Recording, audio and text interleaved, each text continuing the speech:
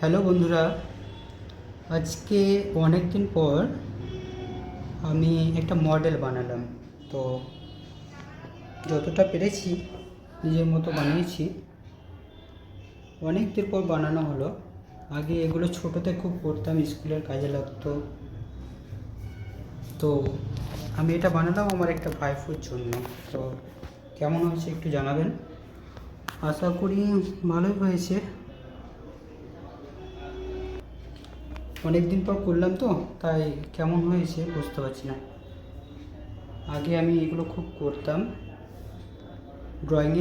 ড্রয়িংয়ের সঙ্গে সঙ্গে এগুলো করি। তো এখন এগুলো করি না, ড্রয়িংটা করি। কেমন হয়েছে একটু জানালে ভালো লাগবে। ভালোই লেগেছে,